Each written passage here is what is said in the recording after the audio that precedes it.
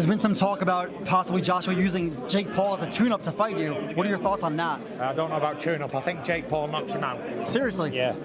Well, by the sounds of it, there's 50 million reasons why Anthony Joshua's taking this fight. In my head, I never, ever thought this fight would happen. Why?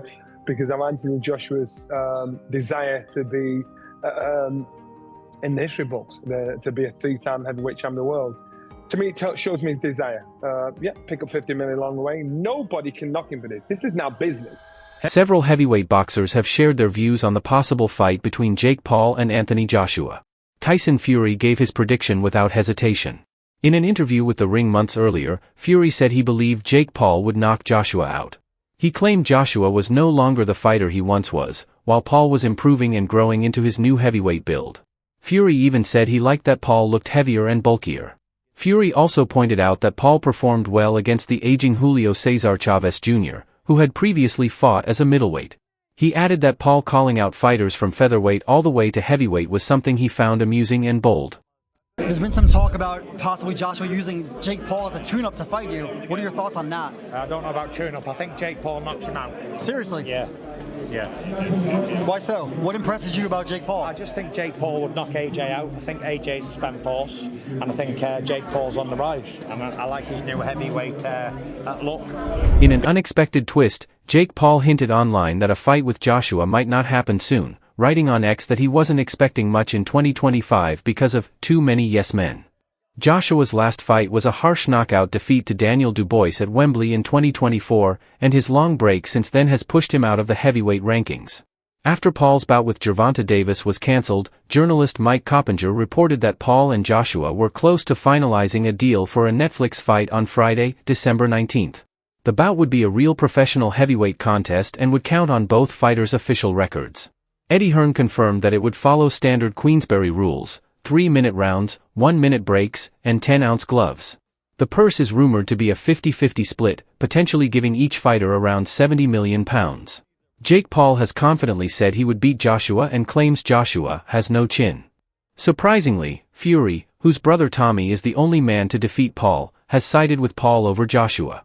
Paul now holds a 12-1 record, with wins over names like Mike Tyson and Julio Cesar Chavez Jr. Despite the rumors, Hearn told BBC Radio 5 that people were rushing ahead and that Joshua already has a major fight with Tyson Fury lined up for next year. But he also said Joshua might take a smaller fight in 2025, and if facing Paul brings in huge money, it could make sense. Joshua has publicly said that Tyson Fury has to fight him. Meanwhile, former title challenger Derek Chisora shared a blunt prediction.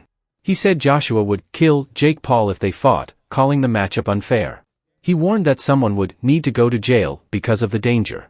Chisora believes Paul will try to attack Joshua based on his loss to Dubois, but insists Paul has nowhere near the power to hurt AJ.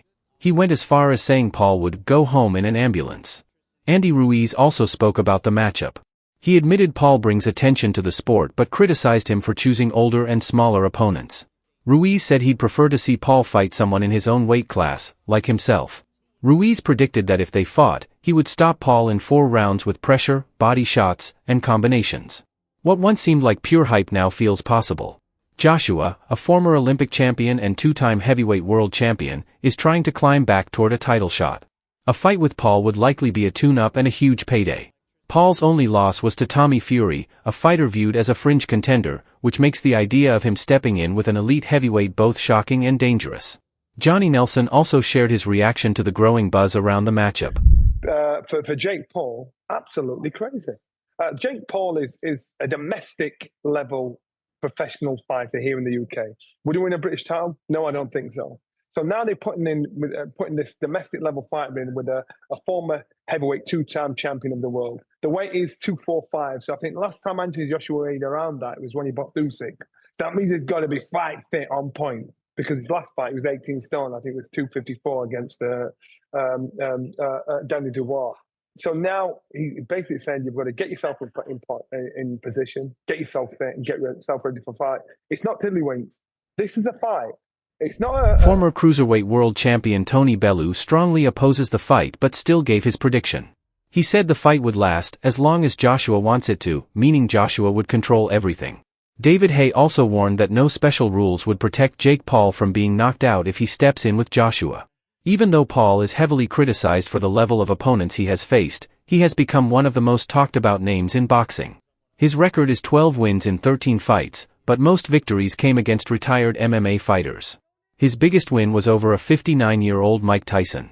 His only loss was to Tommy Fury, who is known more for reality TV than boxing. Joshua, on the other hand, is a completely different level, an Olympic gold medalist and a two-time heavyweight champion. Haye told Metro that Paul has no chance if the fight happens. He said even if the rounds were shortened or rules adjusted, as long as Joshua is allowed to punch him in the head, the fight ends whenever Joshua decides. Many people are worried about Paul's safety. Joshua's knockout power has already been shown against elite fighters. Francis Ngannou experienced it firsthand in March 2024, getting knocked out almost immediately. Haye believes Paul's only hope is losing quickly so he avoids long-term injury. He explained that serious damage usually happens when someone takes repeated punishment for several rounds, not from a single hard knockout. He expects a quick finish, similar to Joshua's knockout of Ngannou. Joshua has been inactive since his loss to Du Bois in 2024, a fight he hoped would make him a three-time world champion. Some believe that fighting someone with Paul's level of experience could hurt Joshua's legacy, but others think it won't matter. Haye said boxing has always had unusual matchups, pointing to Fury versus Ngannou as an example. He argued that knocking Paul out in one round could even boost Joshua's popularity. The fight has surprised people because few expected Paul to step in with such a dangerous heavyweight, especially while also preparing for Gervonta Davis. The size difference is huge. Joshua is nearly a foot taller and around 100 pounds heavier than Davis. If Paul really plans to face Joshua soon, he would need a completely different training approach. Although Paul recently suggested the December date may not happen, everything still indicates that the fight could take place either in January or late December. Dana White also reacted. He has been one of Paul's biggest critics, but after UFC 322 he said the matchup was a bad idea, repeating it twice, yet admitted he would watch it. He said fans know exactly what they're tuning in for and suggested that the fight would finally deliver what people have been waiting to see. White, like many others, clearly expects Joshua to dominate Paul. Did you see the fight that's reportedly being worked on for December 19th in Miami? Did I see the fight being worked on December 19th in Miami? Yeah. No. Do you know which fight I'm talking about? No. Fair enough. Oh, Jesus. That's a fucking bad idea. That's a bad idea. But let me tell you what. A lot of people watch that one. Will you watch it? Sure. You know what everybody's tuning in for on that one. I think everybody's going to get what they find.